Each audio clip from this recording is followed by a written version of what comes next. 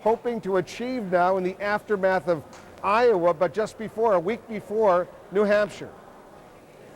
Right, Wolf. Well, you know what a difference a day makes in the life of a presidential campaign.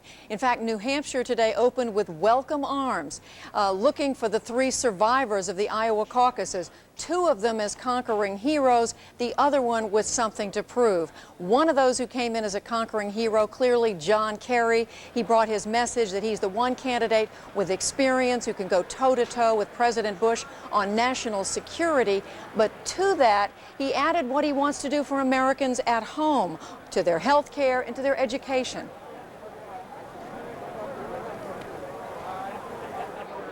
Because we come from different places. I mean, I come from a background where my father worked in a mill all his life, and I was the first person in my family to go to college. And also, I've proven that I can compete in one of the hardest places in America for a Democrat to compete, which is the South.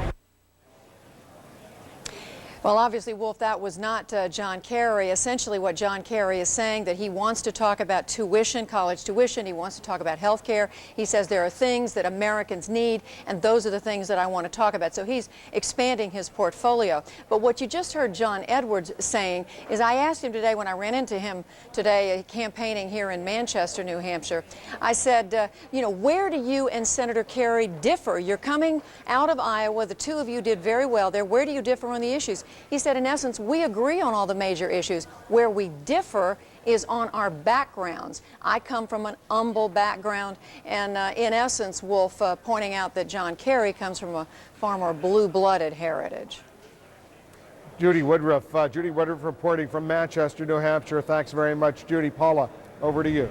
Thanks, Wolf. Well, we have heard from the political pros. Now let's check in with the people. Jeff Flock is standing by with a small gathering of voters at the University of Toledo in Ohio. Jeff, we don't see you yet. We see Senator Hillary Clinton, a junior senator from New York. But I know you're out there someplace. Just describe to us, if you would, what their expectations are. Paul, it's always good to be with the people. You know, people that we're with tonight with this group, thinking about different things tonight: economy, Iraq, jobs, health care.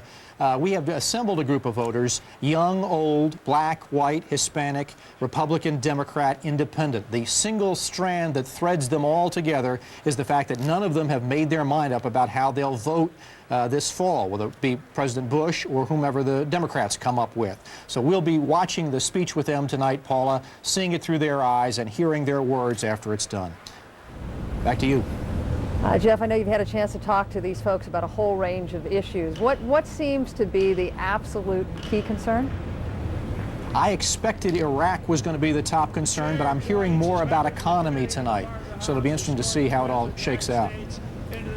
Let's listen to the Speaker of the House, Dennis Hastert, for a moment. The gentleman from Missouri, Mr. Blunt. The gentlewoman from Ohio, Ms. Price. The gentleman from Georgia, Mr. Kingston. The gentlewoman from California, Ms. Pelosi. The gentleman from Maryland, Mr. Hoyer. The gentleman from New Jersey, Mr. Menendez. And the gentleman from South Carolina, Mr. Clyburn.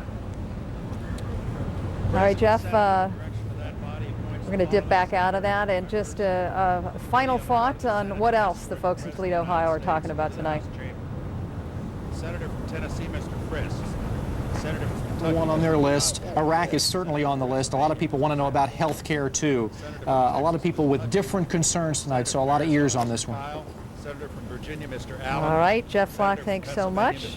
We've just learned that Commerce Secretary Don Evans will not be in attendance tonight as part of the extraordinary concern over security. There will be several members of the Republican Party and 2 members of the Democratic Party that will also sit out. Among those absent from the GOP, Senator Trent Lott, Representative Chris Cox, and for the Democratic side, Senator Harry Reid and Representative George Miller. Once again, part of the extraordinary measures that are in place in this post-9/11 environment.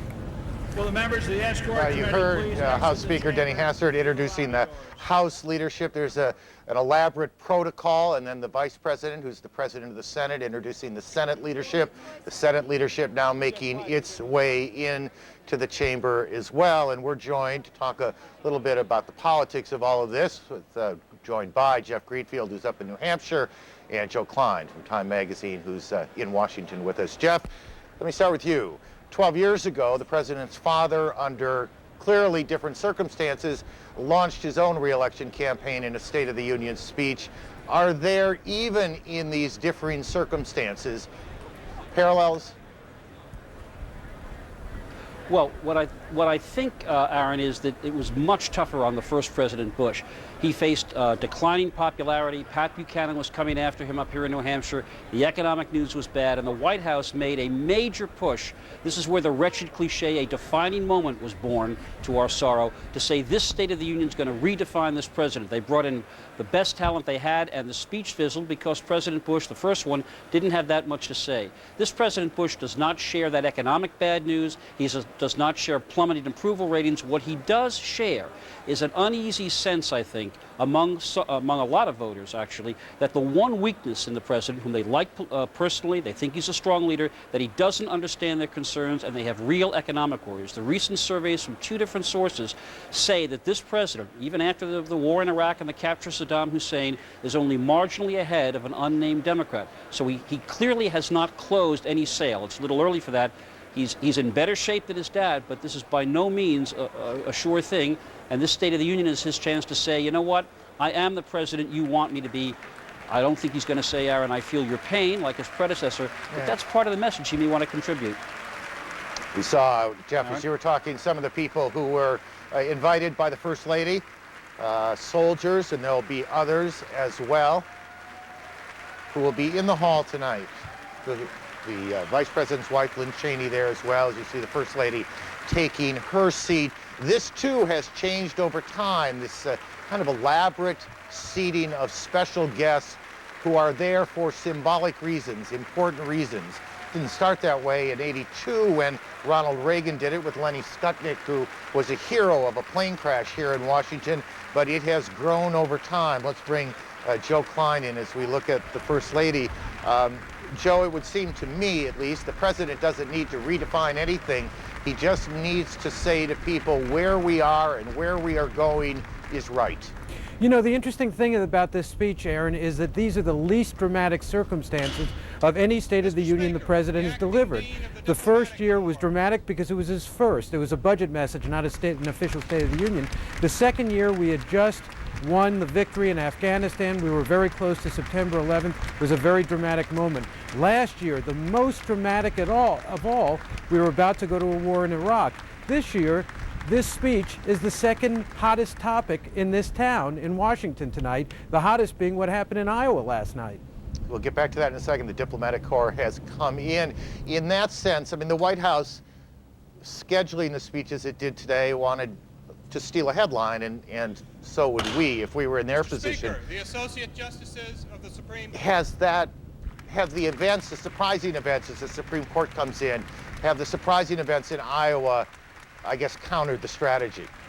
Well, I think that what they were expecting was a Howard Dean victory in Iowa, and this would have been a contrast between angry Governor Dean and visionary President Bush. But what you have is a much different situation that they're looking at, and this seems to me, at least from what we've been hearing so far, is not a speech that's going to break huge news, that is not going to have a major initiative, that's not going to have a turn of phrase like axis of evil, although we can always be surprised.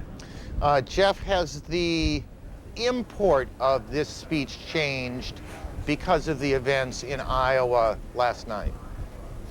You know, I really don't think so. I will bet that you'll hear some cryptic and maybe not so cryptic political shots fired across the Democrats' bow. But this is the president's moment. I mean, Joe said earlier, you don't have a better stage in the State of the Union. It's what remains of the pomp and pageantry of it. I also think, if we want to be candid with our audience, that the half-life of most of these speeches is about 36 hours. There'll be a bump in the polls and all of that, and then we'll go about our business. The only speech that I can remember in recent years where there was a lasting political effect was when Bill Clinton challenged the Democratic Congress to save, the Republican Congress, forgive me, to save Social Security first, and that really put them on the defensive. Okay. The president's cabinet now making its way in, led by the Secretary of State, who in the hierarchy of the American government is the senior cabinet official, if that's the right word. There's the Defense Secretary, the Attorney General, behind him, the Attorney General will certainly be a lightning rod in the election ahead. We heard just last night in Iowa his name invoked by Democratic candidates more than once. So he will be an important player. The Interior Secretary right behind him, all a part of the choreography, the protocol of a State of the Union speech. We see that's the Agriculture Secretary, and behind her the Labor Secretary. Labor issues will be central. There is a ferocious debate going on in Washington over overtime and who is eligible for it, and that could become a potent political issue. The Secretary of Transportation, the only Democrat in the cabinet, Secretary Mineta there, and behind him the Secretary of Energy, Spence Abraham from Michigan, Rod Page, who is the Secretary of Education, making his way in. All of this, we saw Tom Ridge, the Homeland Security Secretary, the junior member of the cabinet, if you will, the most recently created cabinet position.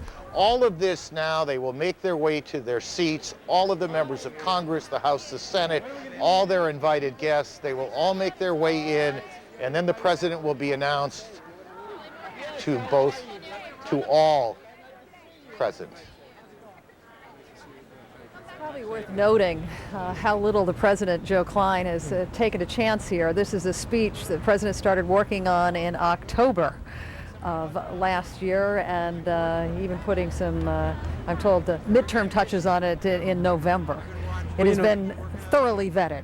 Well, the State of the Union has become a almost year-long process. It certainly was when Bill Clinton was president. They would start with the ideas in the spring and then move on to the rhetoric in the fall. And I think that, you know, the State of the Union, Clinton really ramped up the importance of this speech. You know, Jeff was talking about the 1998 Clinton speech. One that we should remember now is the 1996 speech where he was running for re-election, and he said that the era of big government is over. And once again, it's hard telling what the kind of reaction the president might get as he comes into the House, how long it may take him to make it up to where we will hear the State of the Union address. But we are told just moments away from the president's State of the Union address. There's no doubt as we see the Secretary of State, Colin Powell, the president will get a very tumultuous reception. The Republicans are in full mass. There are a lot more Republicans, not only because they're a majority in both the House and the Senate, but also because many of the Democrats, including most of the Democratic presidential candidates who are members of the U.S. House or Senate, most of them are not even here. They are up campaigning in New Hampshire, perhaps elsewhere. The man sitting next to the First Lady is ADNAN PACHACHI. He's the head of the Iraqi Governing Council right now. He's come to Washington with Paul Bremer, the chief U.S. administrator, and the president will refer to Mr. PACHACHI in his remarks tonight. He'll make the point that things are going well in Iraq despite the tensions, despite the continued conflict that's unfolding. Things are much better than they were. A point that the vice president, as we see, the president of the Senate, who will be on behind together with the Speaker of the House of Representatives throughout the president's address. The vice president clearly very much involved in all of the president's major decisions. Lynn Cheney, the vice president's wife, is attending as well. This is a moment where almost everyone in Washington gathers, and if they're not there, they're certainly watching it on television. We're told the president is now getting ready to leave the holding room. Shortly we'll be hearing those very, very powerful words as the president begins to come in. Let's go down to the front as we wait to hear from the introduction of the president, and as he will walk in, he'll be enthusiastically received not only by Republicans, by Democrats as well. Let's listen in as these doors will open. The president will be introduced. The president will be very, very excited, very happy. Over these past several days, he's been rehearsing his speech. We're told that without applause, it goes for about 40 minutes, but with applause, they expect it to go just under 1 hour. They say the president's speech last year before this joint meeting of the Congress was about 5,500 words, the text. This time, they've cut it down to about 5,000 words, but the president will now be introduced. Let's listen.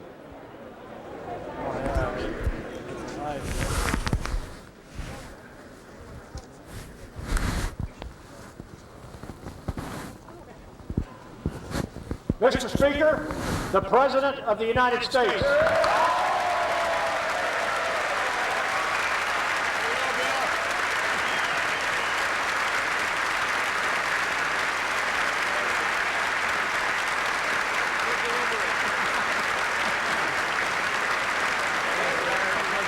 Various points throughout the speech, Democrats will applaud or Republicans will applaud. But at this moment, when the President of the United States walks in to the House chamber, the Senate Majority Leader behind him, at this moment, a rare moment in Washington these days, is not especially partisan. Democrats and Republicans and their invited guests all stand. We need to take into account what so many of our analysts have told us throughout the evening, just how bitterly this divided this Congress is on a whole range of issues, and it will be interesting to see when the President addresses the issue of making a tax cut permanent, what kind of response we'll see on the part of the Democrats. There are a number of issues that conservative Republicans have told us tonight that will also make them frown. The President obviously trying to reach his conservative base as well as attempting to broaden his base of support tonight as well. These are important moments in the American democracy, and in all the partisanship of it, as you look at that grand hall,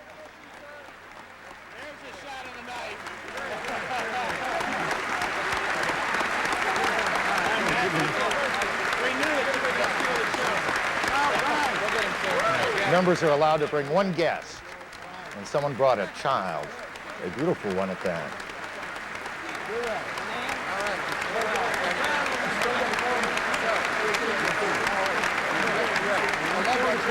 This walk, too, over time has changed some. It has lengthened. People wanting to shake hands with the President, congratulate him.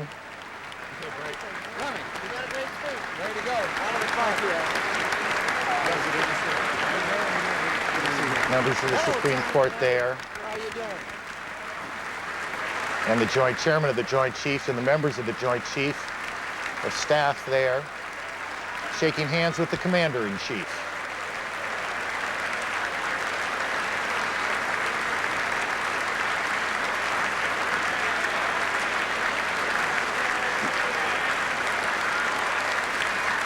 The President will walk to the podium. He'll hand copies of the speech to the Vice President and the Speaker, and then he'll be introduced yet again.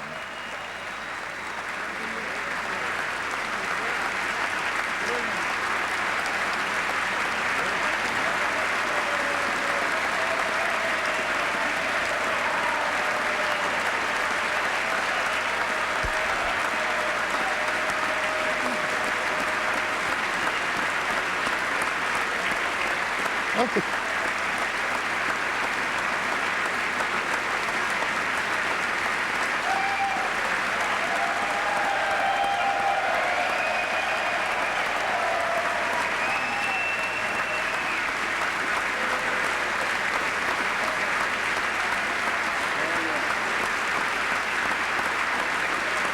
This is not a uniquely American moment, but it is perhaps unique in the world in the sense that all of the world watches it. And they are watching it around the world tonight. Members of Congress, I have the high privilege and the distinct honor of presenting to you the President of the United States.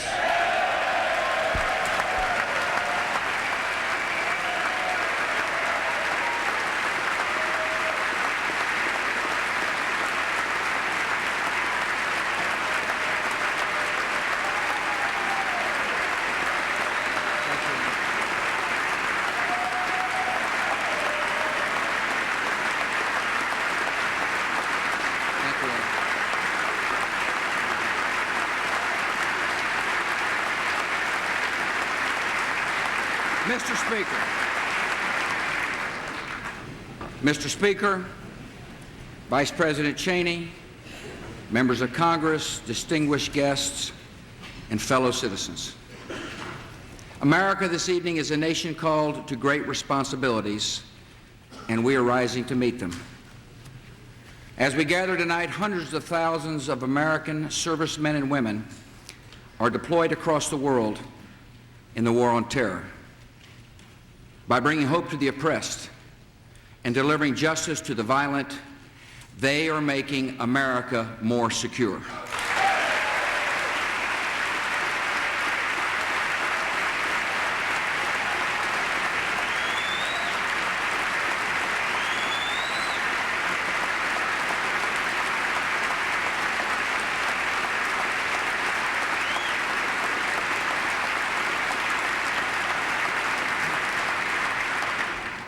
Each day, law enforcement personnel and intelligence officers are tracking terrorist threats. Analysts are examining airline passenger lists. The men and women of our new Homeland Security Department are patrolling our coasts and borders, and their vigilance is protecting America.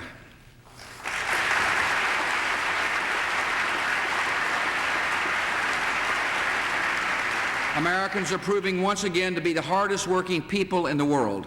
The American economy is growing stronger. The tax relief you passed is working.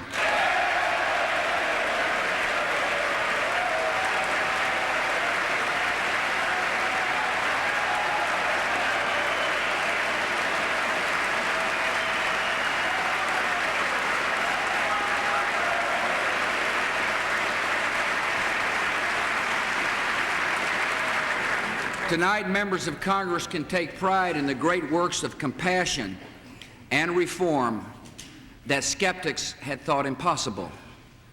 You're raising the standards for our public schools, and you're giving our senior citizens prescription drug coverage under Medicare.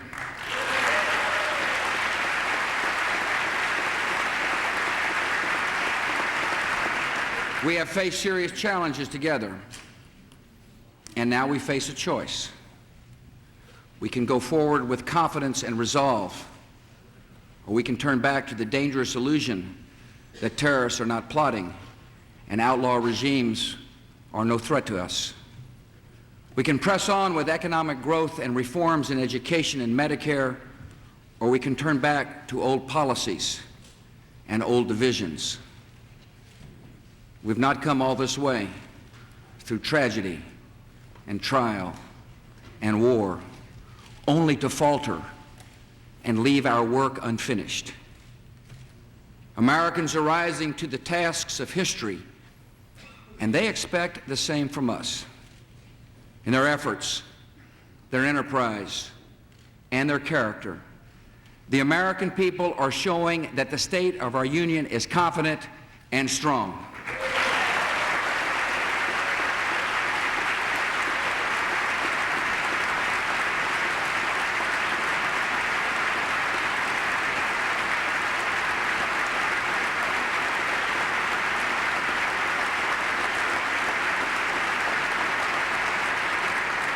Our greatest responsibility is the active defense of the American people. 28 months have passed since September the 11th, 2001. Over 2 years without an attack on American soil. And it is tempting to believe that the danger is behind us. That hope is understandable, comforting, and false. The killing has continued in Bali, Jakarta, Casablanca, Riyadh, Mombasa, Jerusalem, Istanbul, and Baghdad. The terrorists continue to plot against America and the civilized world. And by our will and courage, this danger will be defeated.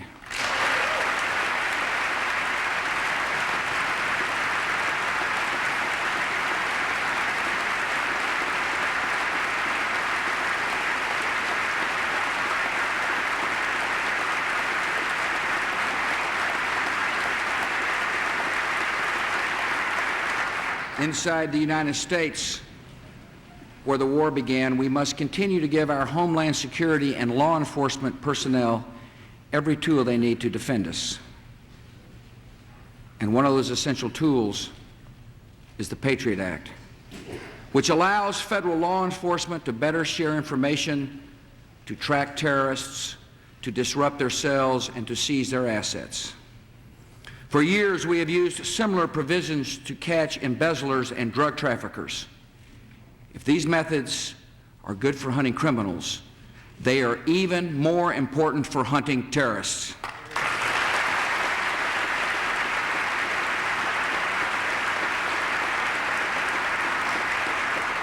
Key provisions of the Patriot Act are set to expire next year. The terrorist threat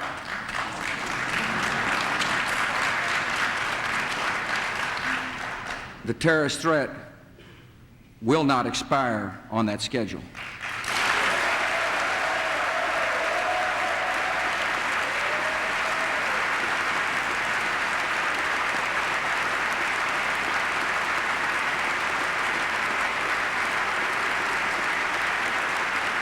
Our law enforcement needs this vital legislation to protect our citizens. You need to renew the Patriot Act.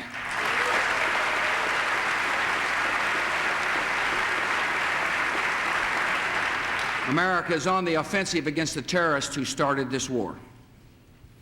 Last March, Khalid Sheikh Mohammed, a mastermind of September the 11th, awoke to find himself in the custody of U.S. and Pakistani authorities. Last August the 11th brought the capture of the terrorist Hambali, who was a key player in the attack in Indonesia that killed over 200 people. We're tracking al-Qaeda around the world, and nearly 2/3 of their known leaders have now been captured or killed. Thousands of very skilled and determined military personnel are on the manhunt, going after the remaining killers who hide in cities and caves, and one by one, we will bring these terrorists to justice.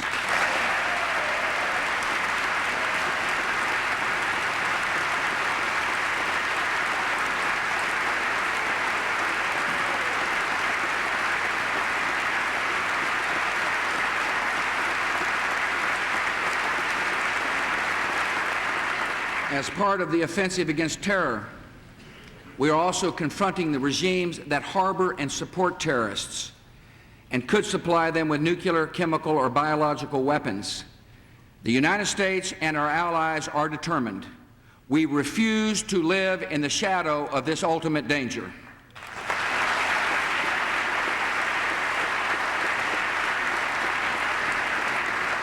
The first to see our determination were the Taliban, who made Afghanistan the primary training base of al-Qaeda killers. As of this month, that country has a new constitution guaranteeing free elections and full participation by women. Businesses are opening, healthcare centers are being established, and the boys and girls of Afghanistan are back in school. With the help from the new Afghan army, our coalition is leading aggressive raids against the surviving members of the Taliban and al-Qaeda. The men and women of Afghanistan are building a nation that is free and proud and fighting terror, and America is honored to be their friend.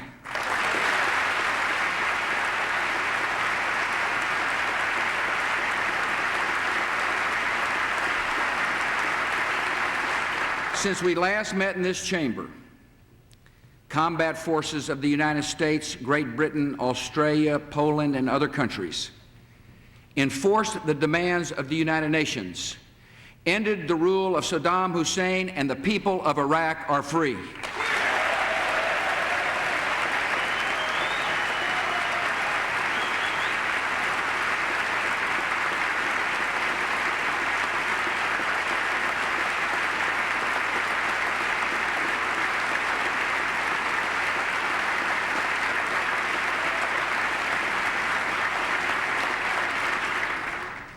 Having broken the Ba'athist regime, we face a remnant of violent Saddam supporters. Men who ran away from our troops in battle are now dispersed and attacked from the shadows. These killers, joined by foreign terrorists, are a serious, continuing danger. Yet we're making progress against them. The once all-powerful ruler of Iraq was found in a hole and now sits in a prison cell.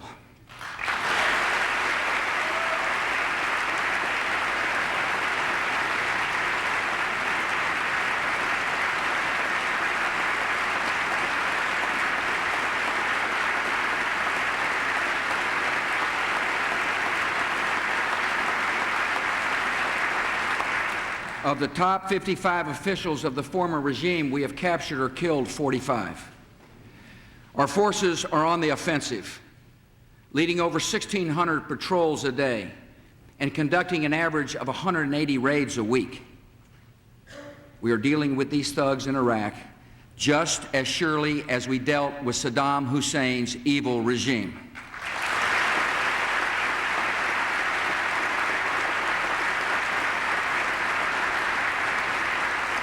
The work of building a new Iraq is hard, and it is right.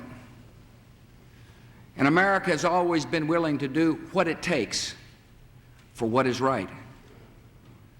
Last January, Iraq's only law was the whim of one brutal man. Today, our coalition is working with the Iraqi Governing Council to draft a basic law with a Bill of Rights. We're working with Iraqis in the United Nations to prepare for a transition to full Iraqi sovereignty by the end of June. As democracy takes hold in Iraq, the enemies of freedom will do all in their power to spread violence and fear.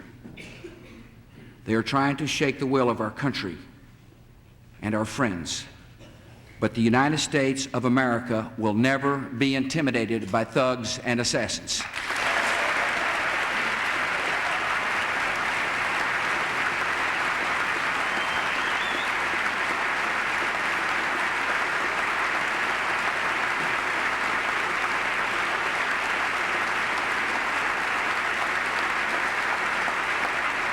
The killers will fail, and the Iraqi people will live in freedom.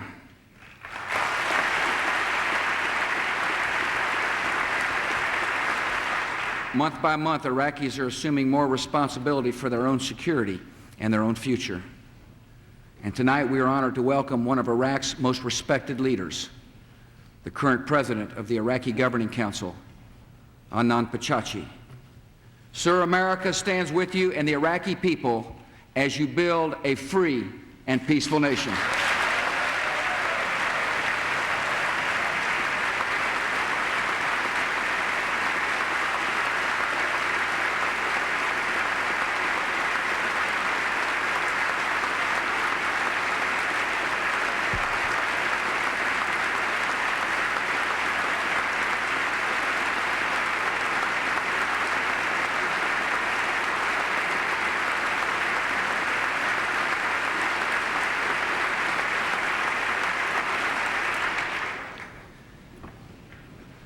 Because of American leadership and resolve, the world is changing for the better.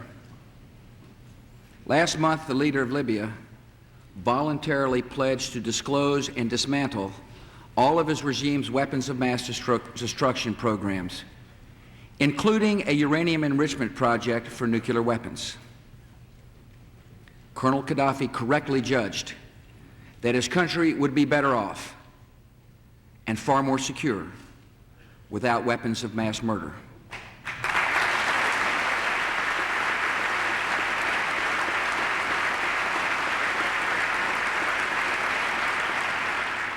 Nine months of intense negotiations involving the United States and Great Britain succeeded with Libya, while 12 years of diplomacy with Iraq did not. And one reason is clear. For diplomacy to be effective, words must be credible, and no one can now doubt the word of America.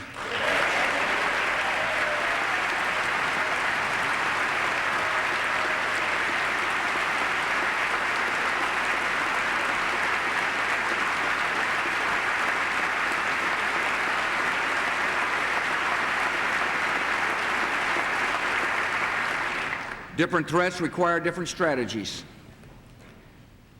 Along with nations in the region, we're insisting that North Korea eliminate its nuclear program.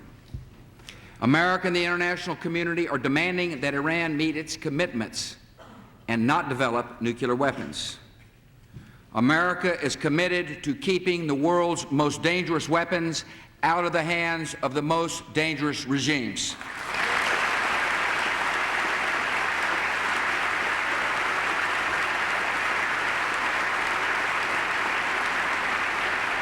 When I came to this rostrum on September the 20th, 2001, I brought the police shield of a fallen officer, my reminder of lives that ended and a task that does not end. I gave to you and to all Americans my complete commitment to securing our country and defeating our enemies. And this pledge, given by one, has been kept by many. You and the Congress have provided the resources for our defense and cast the difficult votes of war and peace. Our closest allies have been unwavering. America's intelligence personnel and diplomats have been skilled and tireless. And the men and women of the American military, they have taken the hardest duty. We've seen their skill and their courage in armored charges, in midnight raids, and lonely hours on faithful watch. We have seen the joy when they return and felt the sorrow when one is lost. I've had the honor of meeting our servicemen and women at many posts, from the deck of a carrier in the Pacific to a mess hall in Baghdad. Many of our troops are listening tonight, and I want you and your families to know America is proud of you, and my administration and this Congress will give you the resources you need to fight and win the war on terror.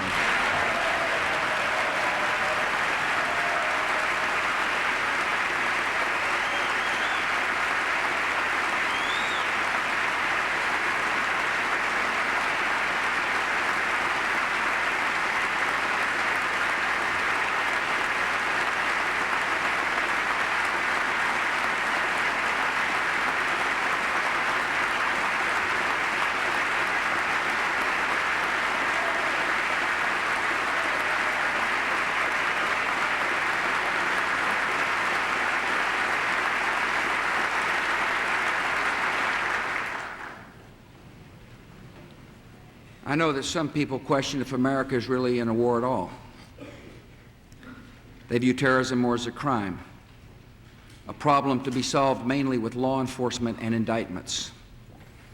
After the World Trade Center was first attacked in 1993, some of the guilty were indicted and tried and convicted and sent to prison. But the matter was not settled. The terrorists were still training and plotting in other nations and drawing up more ambitious plans. After the chaos and carnage of September the 11th, it is not enough to serve our enemies with legal papers. The terrorists and their supporters declared war on the United States, and war is what they got.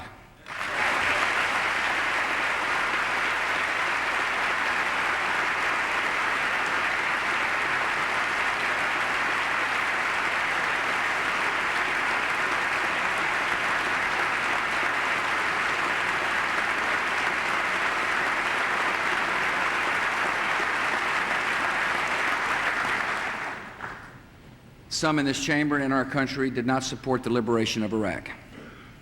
Objections to war often come from principled motives. But let us be candid about the consequences of leaving Saddam Hussein in power. We're seeking all the facts. Already, the K report identified dozens of weapons of mass destruction related program activities and significant amounts of equipment that Iraq concealed from the United Nations.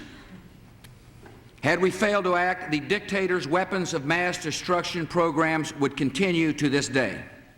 Had we failed to act, Security Council resolutions on Iraq would have been revealed as empty threats, weakening the United Nations and encouraging defiance by dictators around the world. Iraq's torture chambers would still be filled with victims, terrified and innocent. The killing fields of Iraq, where hundreds of thousands of men and women and children vanished into the sands, would still be known only to the killers. For all who love freedom and peace, the world without Saddam Hussein's regime is a better and safer place.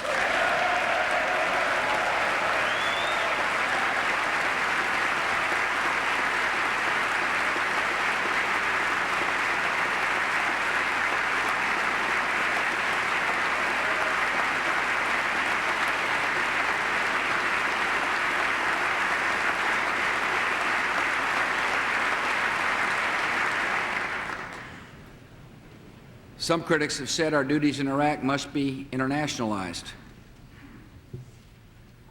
This particular criticism is hard to explain to our partners in Britain, Australia, Japan, South Korea, the Philippines, Thailand, Italy, Spain, Poland, Denmark, Hungary, Bulgaria, Ukraine, Romania, the Netherlands.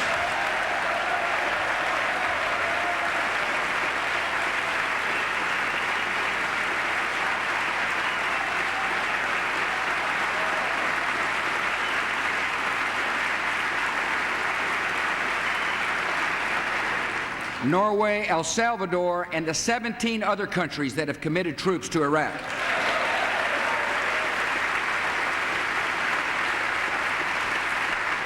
As we debate at home, we must never ignore the vital contributions of our international partners or dismiss their sacrifices. From the beginning, America has sought international support for our operations in Afghanistan and Iraq, and we have gained much support. There is a difference, however, between leading a coalition of many nations and submitting to the objections of a few. America will never seek a permission slip to defend the security of our country.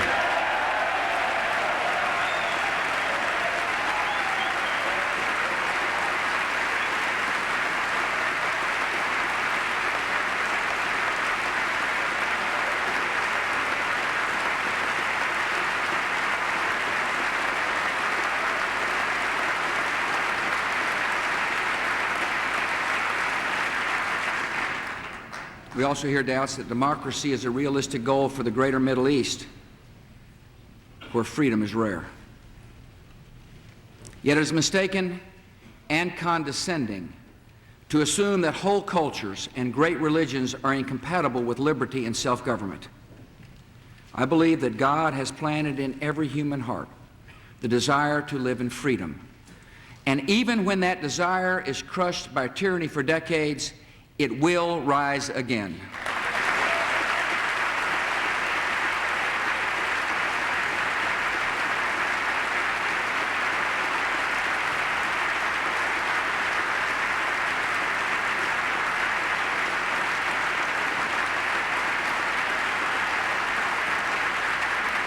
As long as the Middle East remains a place of tyranny and despair and anger, it will continue to produce men and movements that threaten the safety of America and our friends. So America is pursuing a forward strategy of freedom in the greater Middle East. We will challenge the enemies of reform, confront the allies of terror, and expect a higher standard from our friend. To cut through the barriers of hateful propaganda, the Voice of America and other broadcast services are expanding their programming in Arabic and Persian. And soon a new television service will begin providing reliable news and information across the region. I will send you a proposal to double the budget of the National Endowment for Democracy and to focus its new work on the development of free elections and free markets, free press, and free labor unions in the Middle East. And above all, we will finish the historic work of democracy in Afghanistan and Iraq, so those nations can light the way for others and help transform a troubled part of the world.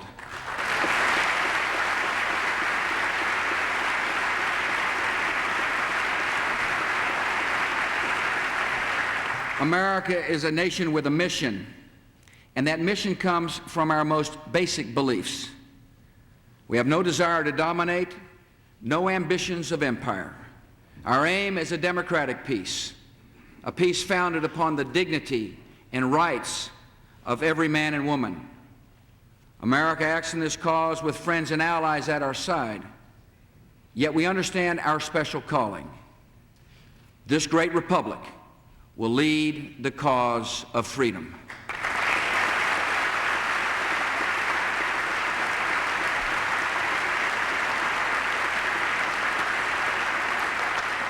In the last 3 years, adversity has also revealed the fundamental strengths of the American economy.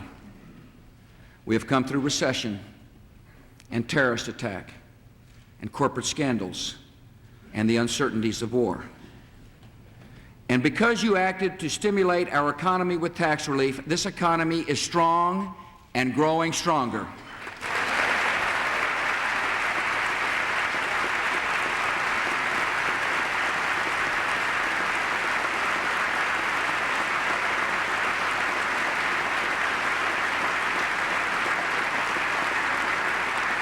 You have doubled the child tax credit from $500 to $1,000, reduced the marriage penalty, begun to phase out the death tax, reduced taxes on capital gains and stock dividends, cut taxes on small businesses, and you have lowered taxes for every American who pays income taxes. Americans took those dollars and put them to work, driving this economy forward. The pace of economic growth in the third quarter of 2003 was the fastest in nearly 20 years. New home construction, the highest in almost 20 years. Home ownership rates, the highest ever. Manufacturing activity is increasing. Inflation is low. Interest rates are low. Exports are growing, productivity is high, and jobs are on the rise.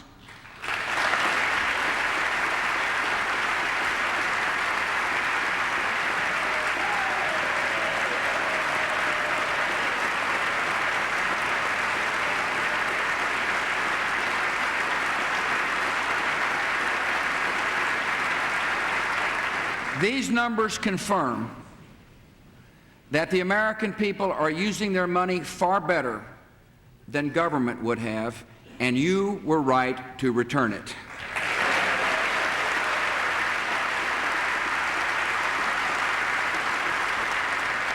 America's growing economy is also a changing economy. As technology transforms the way almost every job is done, America becomes more productive, and workers need new skills. Much of our job growth will be found in high-skilled fields like healthcare and biotechnology. So we must respond by helping more Americans gain the skills to find good jobs in our new economy. All skills begin with the basics of reading and math, which are supposed to be learned in the early grades of our schools. Yet for too long, for too many children, those skills were never mastered. By passing the No Child Left Behind Act, you have made the expectation of literacy the law of our country. We're providing more funding for our schools, a 36% increase since 2001. We're requiring higher standards. We are regularly testing every child on the fundamentals. We're reporting results to parents and making sure they have better options when schools are not performing.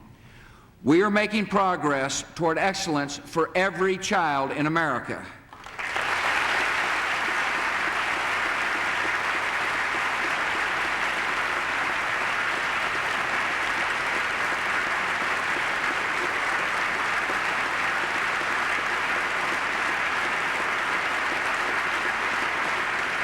But the status quo always has defenders. Some want to undermine the No Child Left Behind Act by weakening standards and accountability. Yet the results we require are really a matter of common sense. We expect third graders to read and do math at the third grade level, and that's not asking too much. Testing is the only way to identify and help students who are falling behind. This nation will not go back to the days of simply shuffling children along from grade to grade without them learning the basics. I refuse to give up on any child, and the No Child Left Behind Act is opening the door of opportunity to all of America's children.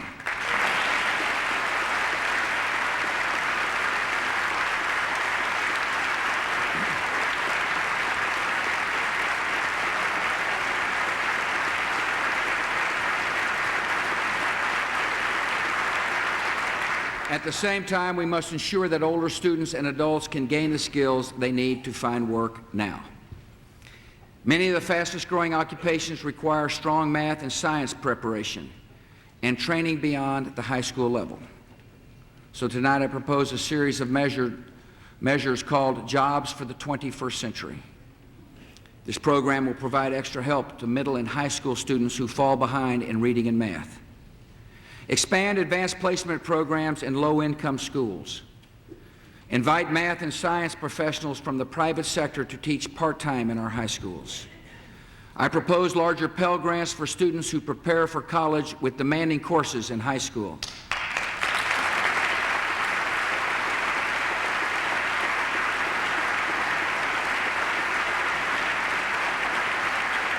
I propose increasing our support for America's fine community colleges so they can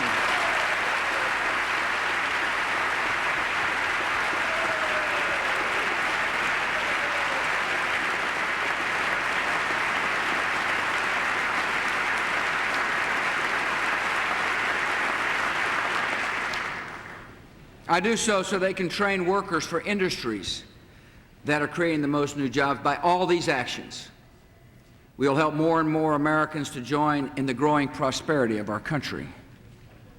Job training is important, and so is job creation. We must continue to pursue an aggressive pro-growth economic agenda.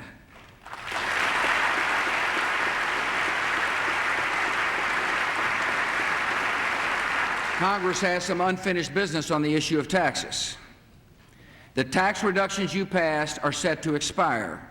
Unless you act, the unfair tax on marriage will go back up. Unless you act, millions of families will be charged $300 more in federal taxes for every child. Unless you act, small businesses will pay higher taxes. Unless you act, the death tax will eventually come back to life. Unless you act, Americans face a tax increase. What Congress has given, the Congress should not take away. For the sake of job growth, the tax cuts you passed should be permanent.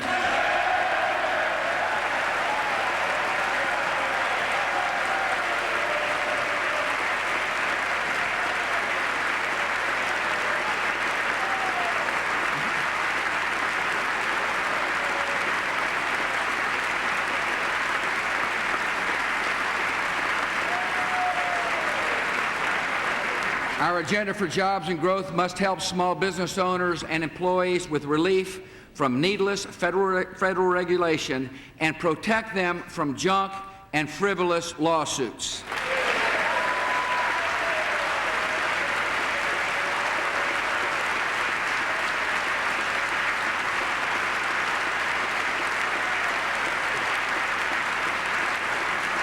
Consumers and businesses need reliable supplies of energy to make our economy run. So I urge you to pass legislation to modernize our electricity system, promote conservation, and make America less dependent on foreign sources of energy.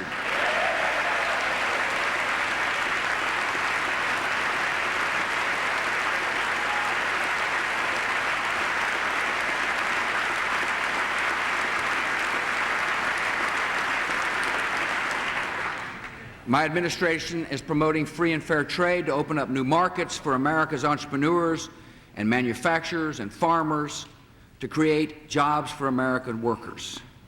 Younger workers should have the opportunity to build a nest egg by saving part of their Social Security taxes in a personal retirement account.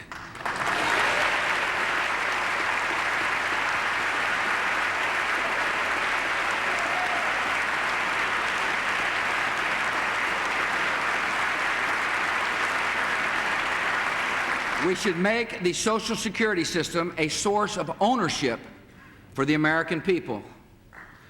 And we should limit the burden of government on this economy by acting as good stewards of taxpayers' dollars.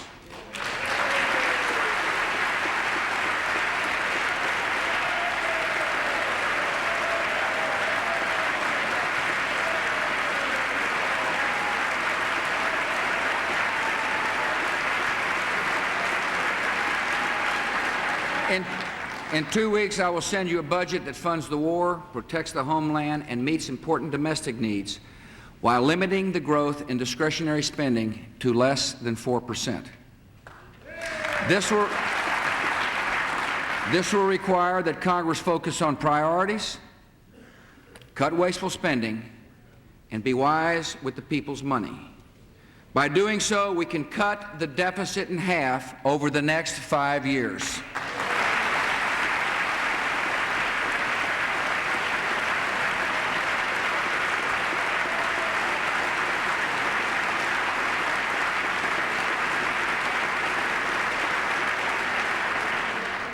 Tonight, I also ask you to reform our immigration laws so they reflect our values and benefit our economy. I propose a new temporary worker program to match willing foreign workers with willing employers when no Americans can be found to fill the job. This reform will be good for our economy because employers will find needed workers in an honest and orderly system. A temporary worker program will help protect our homeland, allowing Border Patrol and law enforcement to focus on true threats to our national security. I oppose amnesty because it would encourage further illegal immigration and unfairly reward those who break our laws. My temporary worker program will preserve the citizenship path for those who respect the law, while bringing millions of hardworking men and women out from the shadows of American life.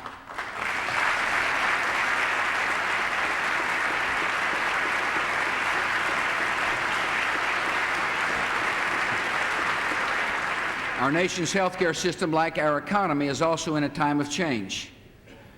Amazing medical technologies are improving and saving lives. This dramatic progress has brought its own challenge in the rising cost of medical care and health insurance. Members of Congress, we must work together to help control those costs and extend the benefits of modern medicine throughout our country.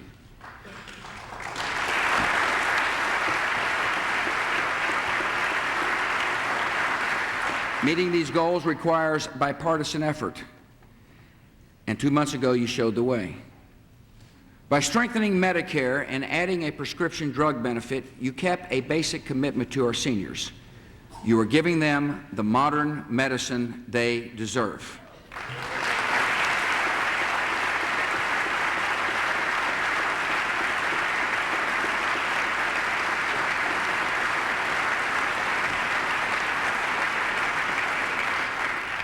Starting this year under the law you passed, seniors can choose to receive a drug discount card, saving them 10 to 25% off the retail price of most prescription drugs. And millions of low-income seniors can get an additional $600 to buy medicine. Beginning next year, seniors will have new coverage for preventive screenings against diabetes and heart disease. And seniors just entering Medicare can receive wellness exams. In January of 2006, seniors can get prescription drug coverage under Medicare. For a monthly premium of about $35, most seniors who do not have that coverage today can expect to see their drug bills cut roughly in half. Under this reform, senior citizens will be able to keep their Medicare just as it is, or they can choose a Medicare plan that fits them best, just as you, as members of Congress, can choose an insurance plan that meets your needs. And starting this year, millions of Americans will be able to save money tax-free for their medical expenses in a health savings account.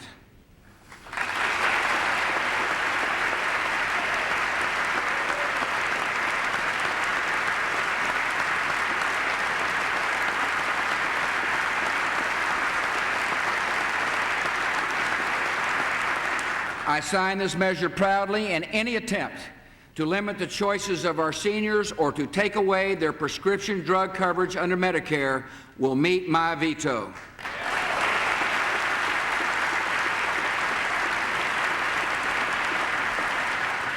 On the critical issue of health care, our goal is to ensure that Americans can choose and afford private health care coverage that best fits their individual needs.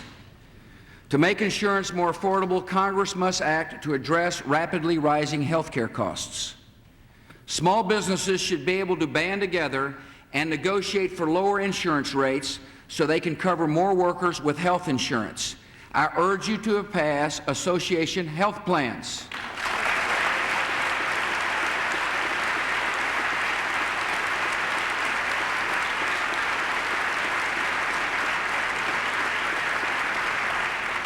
I ask you to give lower-income Americans a refundable tax credit that would allow millions to buy their own basic health insurance.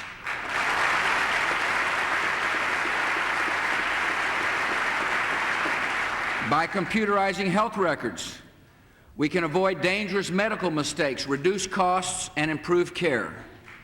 To protect the doctor-patient relationship and keep good doctors doing good work, we must eliminate wasteful and frivolous medical lawsuits.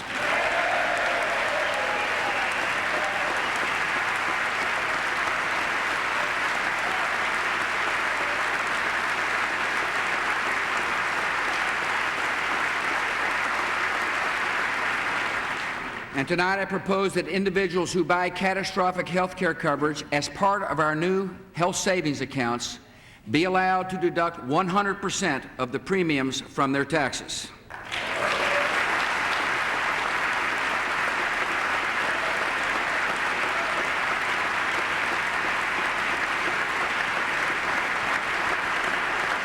A government-run health care system is the wrong prescription. By keeping costs under control, expanding access, and helping more Americans afford coverage, we will preserve the system of private medicine that makes America's health care the best in the world.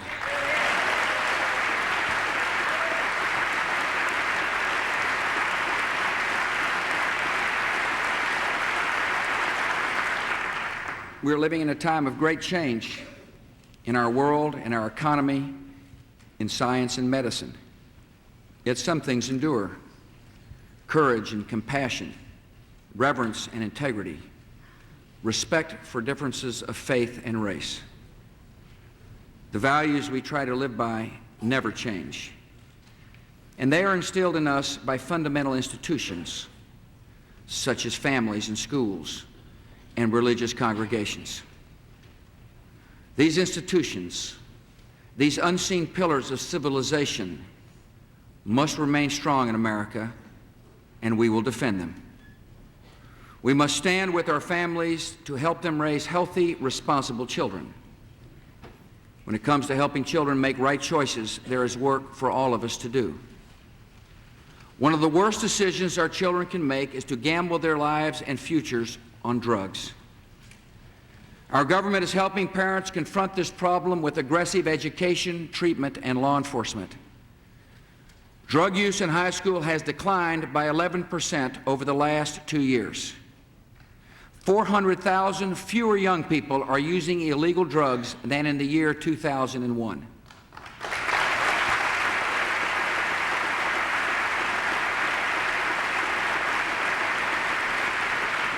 In my budget, I propose new funding to continue our aggressive community-based strategy to reduce demand for illegal drugs.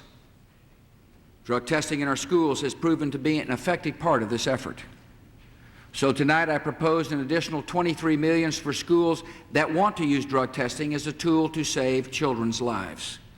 The aim here is not to punish children, but to send them this message: we love you and we do not want to lose you.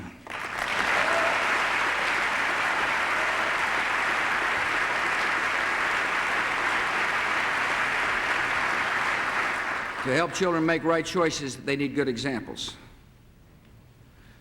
Athletics play such an important role in our society, but unfortunately, some in professional sports are not setting much of an example. The use of performance-enhancing drugs like steroids in baseball, football, and other sports is dangerous, and it sends the wrong message: that there are shortcuts to accomplishment and that performance is more important than character.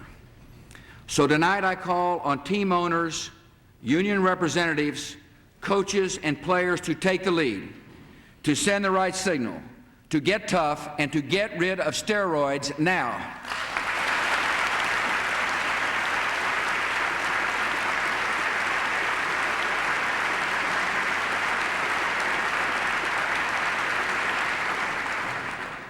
To encourage right choices, we must be willing to confront the dangers young people face, even when they're difficult to talk about. Each year, about 3 million teenagers contract sexually transmitted diseases that can harm them, or kill them, or prevent them from ever becoming parents. In my budget, I propose a grassroots campaign to help inform families about these medical risks. We will double federal funding for abstinence programs so schools can teach this fact of life Abstinence for young people is the only certain way to avoid sexually transmitted diseases.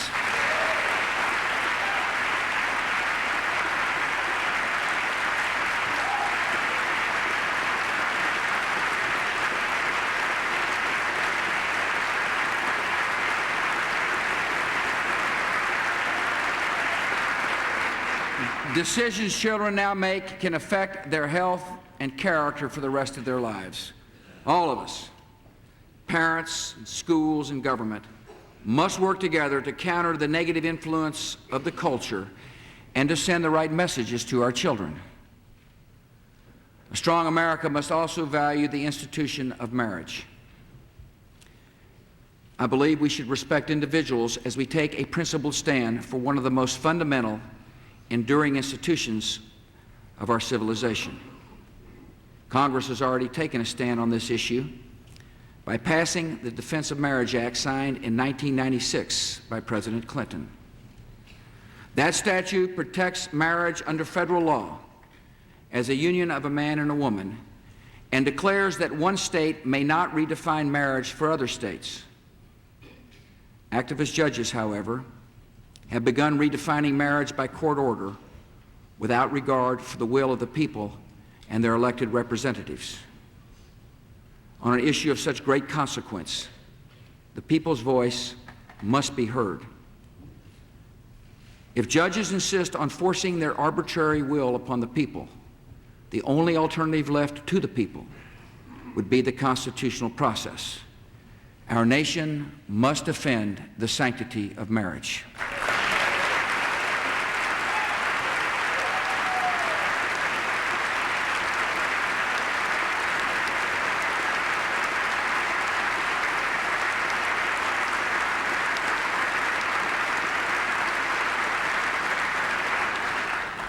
The outcome of this debate is important, and so is the way we conduct it. The same moral tradition that defines marriage also teaches that each individual has dignity and value in God's sight.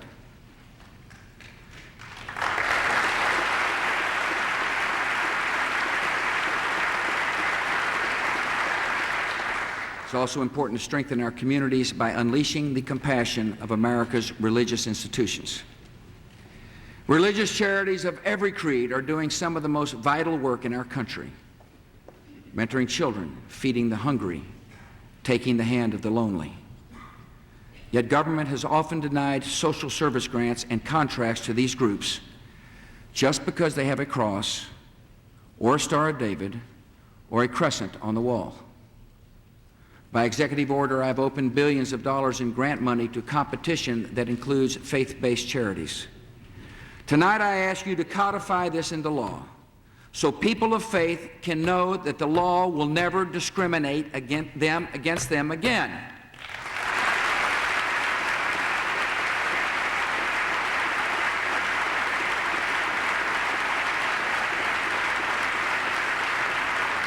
In the past, we've worked together to bring mentors to children of prisoners and provide treatment for the addicted and help for the homeless. Tonight, I ask you to consider another group of Americans in need of help. This year, some 600,000 inmates will be released from prison back into society. We know from long experience that if they can't find work or a home or help, they are much more likely to commit crime and return to prison. So tonight I propose a 4-year, $300 million prisoner reentry initiative to expand job training and placement services, to provide transitional housing, and to help newly released prisoners get mentoring, including from faith-based groups.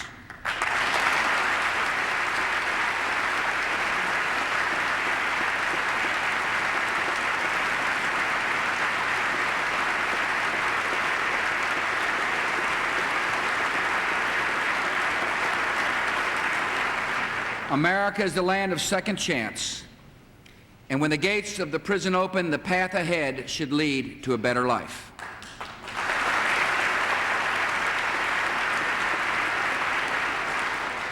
For all Americans, the last 3 years have brought tests we did not ask for and achievements shared by all.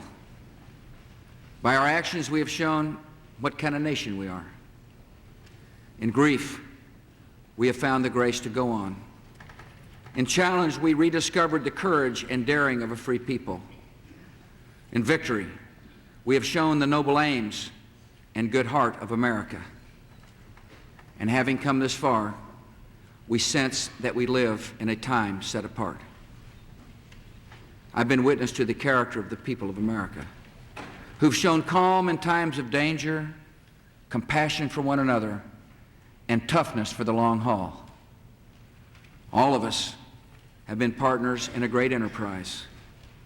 And even some of the youngest understand that we are living in historic times. Last month, a girl in Lincoln, Rhode Island, sent me a letter.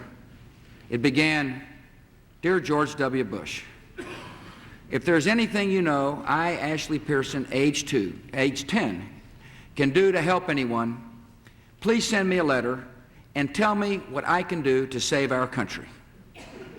She added this P.S. "If you can send a letter to the troops, please put, Ashley Pearson believes in you."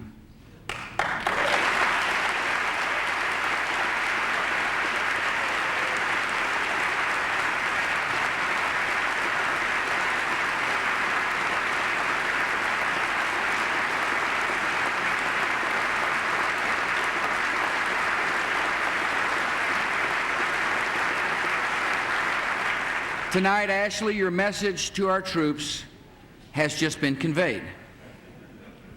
And yes, you have some duties yourself. Study hard in school, listen to your mom or dad, help someone in need, and when you and your friends see a man or woman in uniform, say thank you.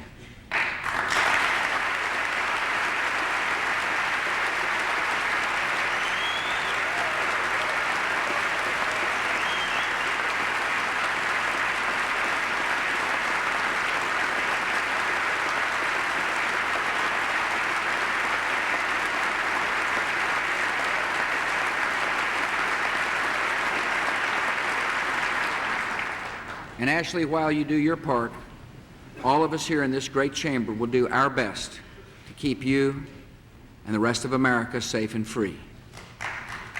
My fellow citizens, we now move forward with confidence and faith. Our nation is strong and steadfast. The cause we serve is right because it is the cause of all mankind. The momentum of freedom in our world is unmistakable, and it is not carried forward by our power alone. We can trust in that greater power who guides the unfolding of the years.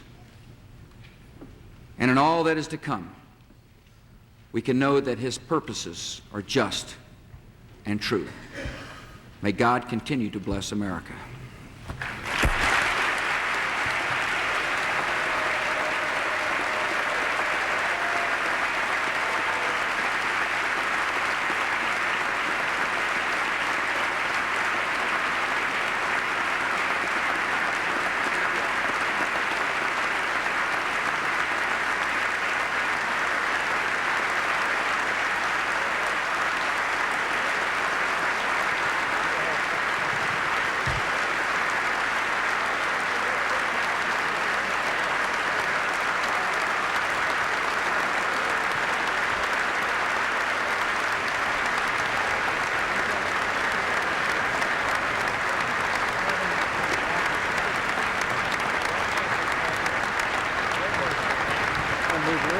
Wrapping up a State of the Union address, the speech going just about 54 minutes. The president had rehearsed it at 45 minutes with no applause. As you heard, dozens and dozens of interruptions.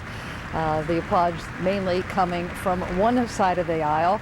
Last year in his State of the Union address, the president showed he was willing to go to war with Saddam Hussein. Well, this year, the president made it abundantly clear he is prepared to go to battle with the Democrats. One day after the Iowa caucuses, this president launched his re-election campaign and making sure the Democrats know that he will challenge them on every issue. Whether it comes to national security, the Patriot Act, education, health care. So now it is up to the bitterly divided American public and bitterly divided Congress to decide whether they take the president's path or the Democrats. And our viewers saw that bitter division very dramatically throughout this speech. During so many of the key moments, we saw Republicans stand with very enthusiastic applause, while Democrats, oftentimes led by Ted Kennedy, the senior senator from Massachusetts, they remained seated. They refused to stand up. They refused to applaud on several of those issues, including the president's call to make permanent all of those tax cuts that he called for and to renew the Patriot Act, many of those controversial provisions coming up for renewal next year. The president makes his way out of the chamber. He stops, he talks, he signs an autograph or two. Members have brought a guest, not more than one. They're at least not supposed to. He makes his way out of the chamber. Paulin Wolf and Jeff Greenfield and Joe Klein are with us too. I agree with my colleagues here. I was a little struck by the president's decision to put that Patriot Act paragraph so high in the speech. That's a flag as red as the president's tie in the national debate that's about to unfold. Jeff, am I off point here? No, I think, in fact, Wolf, several times throughout the speech, the president was taking shots across the bow, if you will, of his potential opponents. The line that struck me, when the president said that we will never seek a permission slip to defend the security of the United States, I'll have a hunch that line was written before the Iowa caucuses, because Howard Dean is the person who talked about permission from the UN, and it was a shot across the bow of John Kerry and General Clark and all of the Democrats who were talking about the United Nations. That's a very tough way to describe that policy, and I think it's another indication of what you were talking about, Aaron. And you know, Jeff, it's Wolf. There was another shot across the bow as far as the presidential campaign is concerned. He seemed to be addressing Howard Dean directly when he said the world without Saddam Hussein is a better and safer place. And Jeff, as you well know, Howard Dean had insisted that the capture of Saddam Hussein didn't necessarily make the world a safer place. I heard several references, several clear reactions from the president setting the stage for what could be a very bitter presidential debate this year. And no more Wolf, was... you know, Wolf, I was going to suggest, Wolf, that twice the president referred to junk and frivolous and unnecessary lawsuits, and you know who became very famous and wealthy prosecuting, or at least carrying those lawsuits, a gentleman named John Edwards. So I think it's fair to say that this speech had a lot of politics in it, Wolf. And nowhere was that more evident when it came to the section of the speech where the president dealt with weapons of mass destruction. And he cited the David Kaye report, who he said identified dozens of weapons of mass destruction related programs and significant amounts of equipment that Iraq concealed from the UN. That is the point at which Senator Ted Kennedy was grimacing.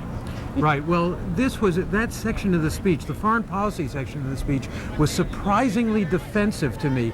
And you know, we're going to see a Democratic response to the State of the Union. This was the president's response to the Democratic presidential campaign. I kept track of the issues where he went up against the Democrats. There was the Patriot Act. There was No Child Left Behind education. There were taxes. There was tort reform. There was privatization of Social Security. There was Medicare prescription drugs and health savings accounts.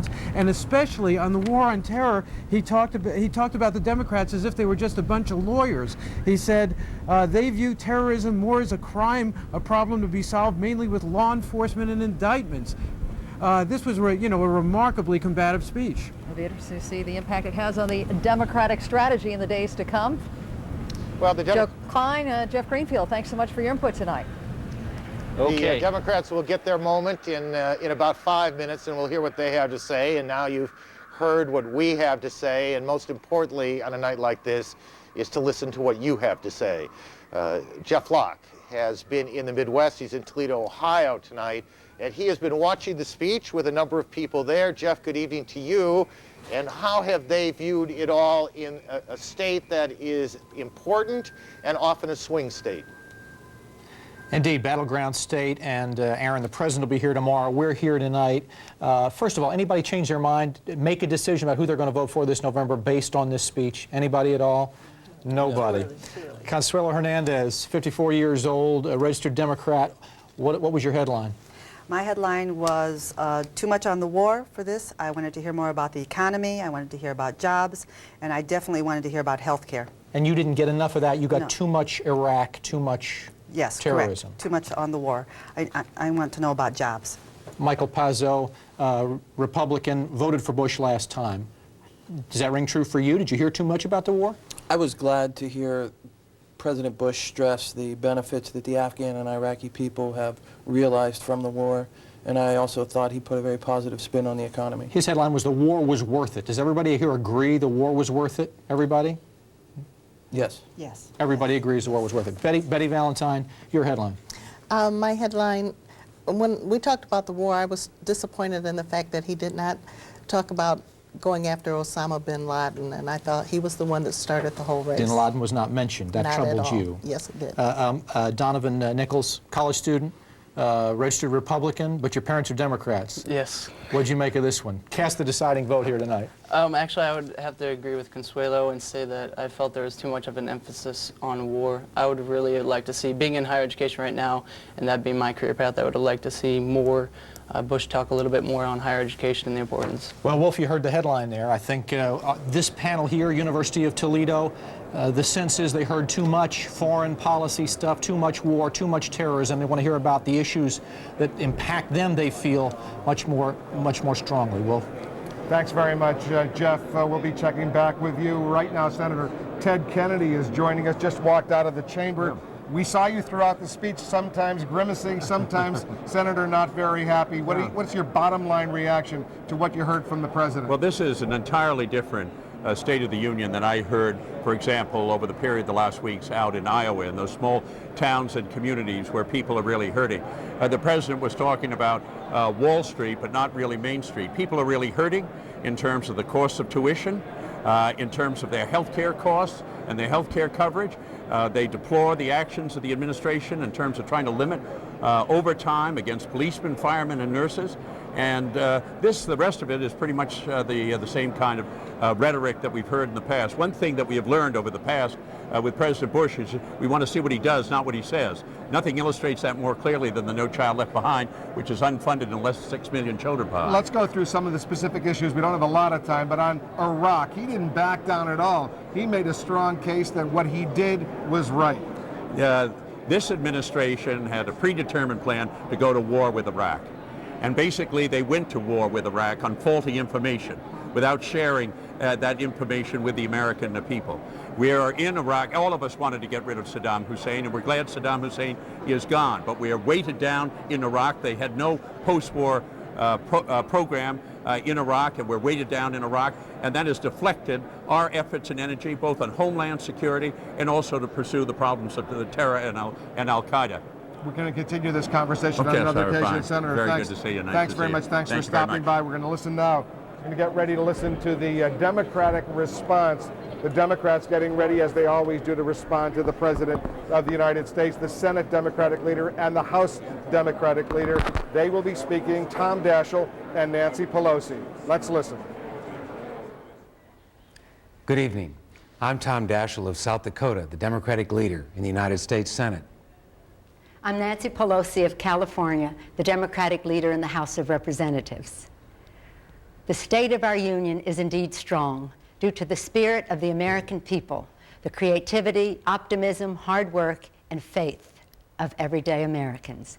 The State of the Union address should offer a vision that unites us as a people and priorities that move us toward the best America. For inspiration, we look to our brave young men and women in uniform, especially those in Iraq and Afghanistan. Their noble service reminds us of our mission as a nation to build a future worthy of their sacrifice. Tonight, from the perspective of 10 years of experience on the Intelligence Committee working on national security issues, I express the Democrats' unbending determination to make the world safer for America, for our people, our interest, and our ideals. Democrats have an unwavering commitment to ensure that America's armed forces remain the best trained, best led, best equipped force for peace the world has ever known. Never before have we been more powerful militarily. But even the most powerful nation in the history of the world must bring other nations to our side to meet common dangers. The President's policies do not reflect that. He has pursued a go-it-alone foreign policy that leaves us isolated abroad and that steals resources we need for education and health care here at home. The President led us into the Iraq War on the basis of unproven assertions without evidence. He embraced a radical doctrine of preemptive war unprecedented in our history, and he failed to build a true international coalition. Therefore, American taxpayers are bearing almost all the cost, a colossal $120 billion and rising. More importantly, American troops are enduring almost all the casualties, tragically 500 killed and thousands more wounded. As a nation, we must show our greatness, not just our strength. America must be a light to the world, not just a missile. 43 years ago today, as a college student standing in the freezing cold outside this Capitol building, I heard President Kennedy issue this challenge in his inaugural address.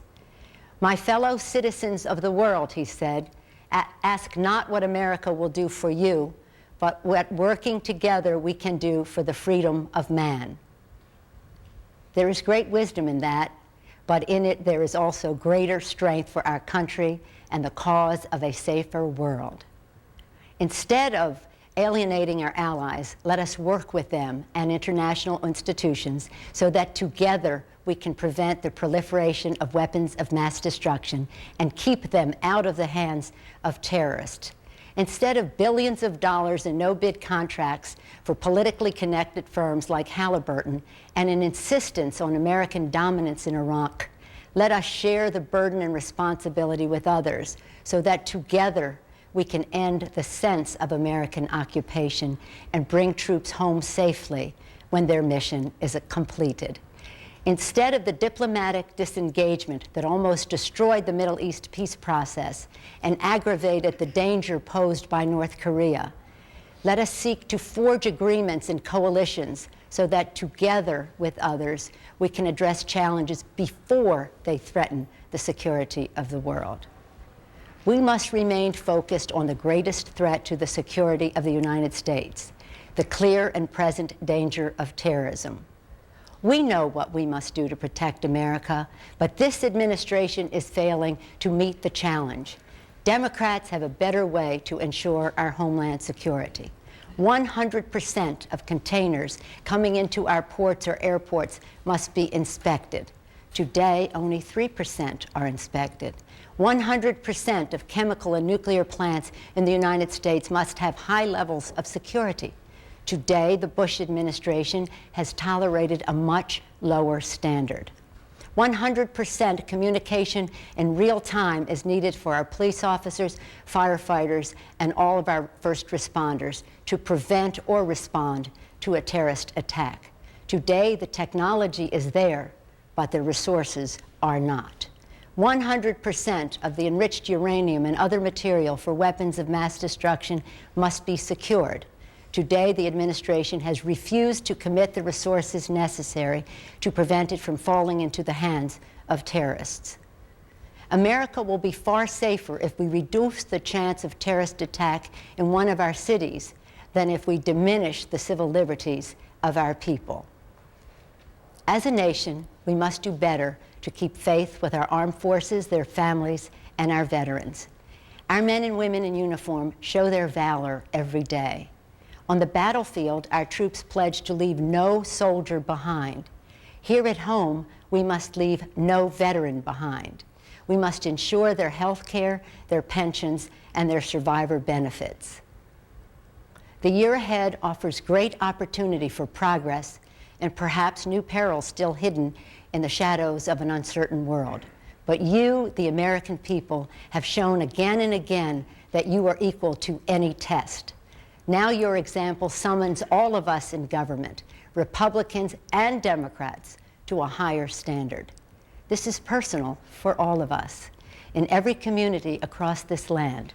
As a mother of 5, and now as a grandmother of 5, I came into government to help make the future brighter for all of America's children. As much as at any time in my memory, the future of our country and our children is at stake. Democrats are committed to strengthening the state of our union, to reach for a safer, more prosperous America. Together, let us make America work for all Americans. Let us restore our rightful role of leadership in the world, working with others for the freedom of man. I'm now proud to introduce my colleague, the outstanding Senate Democratic leader, Tom Daschle. Thank you, Leader Pelosi. Let there be no doubt, the state of our union is strong, stronger than the terrorists who seek to harm us, and stronger than the challenges that confront us. At the same time, we know that our union can be stronger still. The President spoke of great goals, and America should never hesitate to push the boundaries of exploration. But neither should we shrink from the great goal of creating a more perfect union here at home. In his speech, the President asked us to double the budget of the National Endowment for Democracy. He asked us to make permanent the tax cuts already passed, and he asked us to use Social Security money to pay for it. For the last couple of weeks, I've been traveling through my home state of South Dakota, visiting the people in small towns that are America's backbone. The folks I met are good people. They're happy to help others around the world, but they're asking something too. What about us? When do our priorities become America's priorities? Rather than a society that restricts its rewards to a privileged few, we need an opportunity society that allows all Americans to succeed. Our opportunity society has as its foundation good jobs, a solid education, and quality health care that is affordable and available. We believe that we have to honor the promises we've made to the millions of families who worked hard, played by the rules, and have earned a retirement of dignity. Our first challenge is to strengthen the economy the right way. The true test of America's economic recovery is not measured simply in quarterly profit reports. It's measured in jobs. The massive tax cuts that were supposed to spark an economic expansion have instead led to an economic exodus. To make up for the 3 million private sector jobs that have been lost on the President's watch, the economy would have to create 226,000 jobs a month through the end of his term. Last month, the economy created only 1,000 new jobs. That's not good enough. America can't afford to keep rewarding the accumulation of wealth over the dignity of work. Instead of borrowing even more money to give more tax breaks to companies so that they can export even more jobs, we propose tax cuts and policies that will strengthen our manufacturing sector and create good jobs at good wages here at home. We can also show our patriotism while strengthening agriculture in rural America by labeling all food products with their country of origin. Education is the second key to our opportunity society. 2 years ago, the President signed a new education law. The heart of that law was a promise. The federal government would set high standards for every student and hold schools responsible for the results. In exchange, schools would receive the resources to meet the new standards. America's schools are holding up their end of the bargain. The President has not held up his. Millions of children are being denied the better teachers, smaller classes, and extra help that they were promised. At the same time, the President's tax cuts have put states in such a bind, they're being forced to raise the cost of college. Since President Bush took office, the average tuition at a 4-year public college has increased nearly $600. The America that our parents gave us was a place in which everyone had a chance to go to a good school, and then to college, community college, or vocational school, regardless of family income. Our children deserve nothing less. Third, our opportunity society is built on the belief that affordable, available health care is not a luxury, but a basic foundation for a truly compassionate society.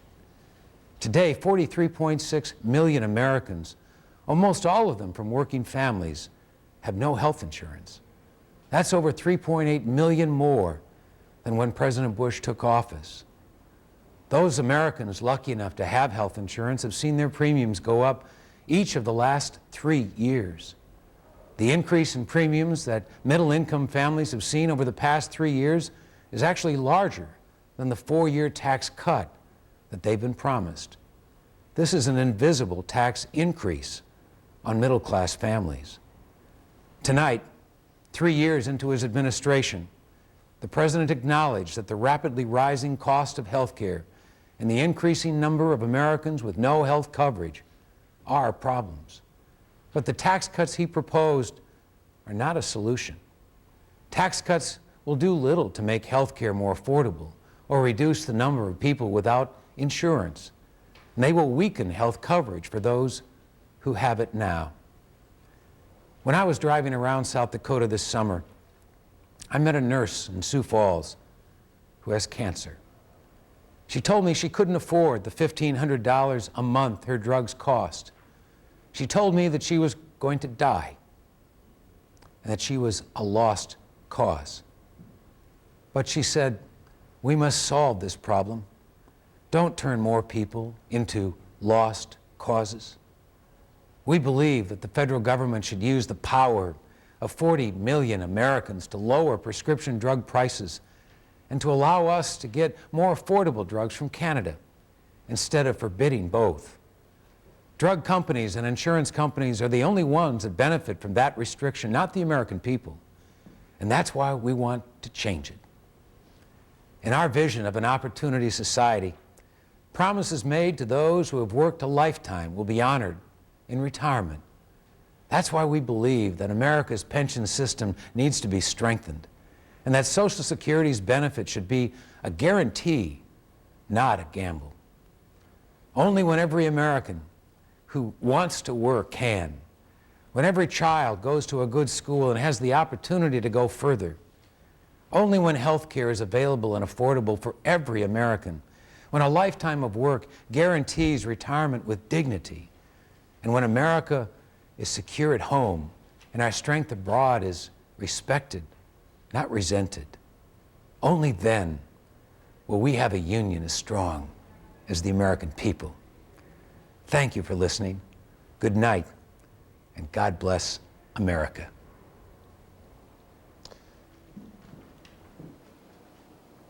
The Democratic response, both sides now have had their say, and I think it's fair to say the campaign is on. Hope you'll join us for a special edition of Newsnight an hour from now. I'm Aaron Brown in Washington. Good night. Good night, Aaron. I'm Wolf Blitzer. Good night from Statuary Hall here on Capitol Hill. Paula? And before we leave you, if you were wondering just how many applause breaks there were in the President's speech tonight, a grand total of 69. Thank you all for joining us tonight for CNN's special coverage of President Bush's State of the Union address. I'm Paula Zahn. Good night. Larry King Live starts right now. The terrorists continue to plot against America and the civilized world. And by our will and courage, this danger will be defeated. Welcome to a special edition of Larry King Live, reaction to the President's State of the Union address. What did and didn't George Bush say? And what does it all mean for election 2004? We'll have one-on-ones with the Senate Majority Leader, Dr. Bill Frist, with Governor Bill Richardson, Democrat of New Mexico, longtime Bush advisor Karen Hughes, then discussion and debate with Senators John Warner and Dianne Feinstein, presidential historian Michael Beschloss, as well as Republican Congressman Chris Shays and Democratic Congresswoman Jane Harman.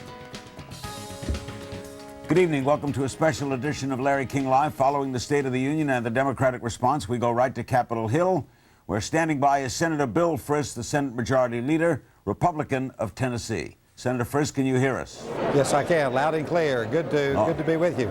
Good to have you with us again, Senator. I guess I don't want to presuppose. What was your reaction to what was said tonight? Well, Larry, the President came across as being strong and confident, exactly what he said the State of the Union message was. Didn't have a lot of big new proposals tonight, but really did go back and paint that picture, history the last 3 years a little bit, painting the prosperity that we're beginning to see today, but saying we have a lot of unfinished business. So I thought he gave a strong speech, a confident speech. He is a bold leader, and that leadership, I think, is what ultimately, at the end of the day, people are going to remember. Anything surprise you?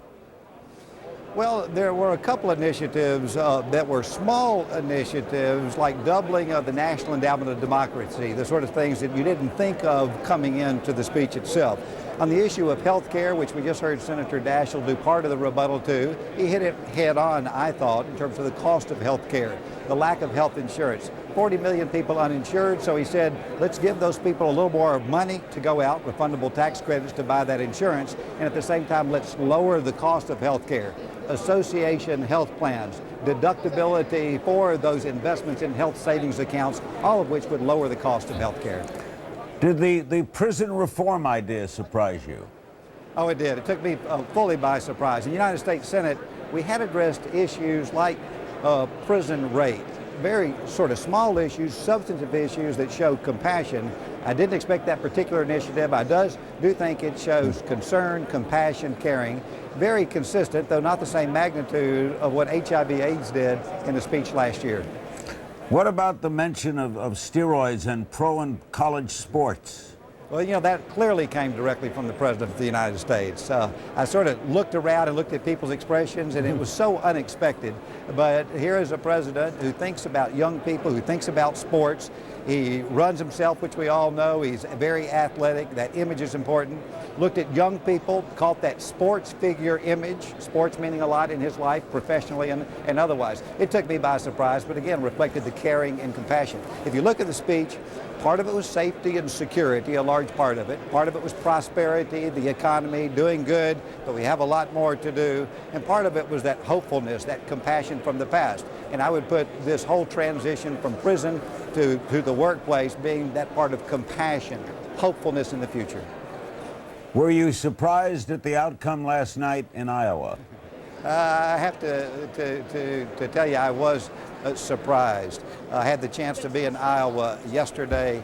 I heard that both Edwards was really picking up steam and moving. I really didn't think he would shift into second place. Kerry was up and down. Earlier yesterday morning in Iowa, it seems like the Kerry staff was lowering expectations. Therefore, when I was out there, I said, well, maybe he's not going to pull it off.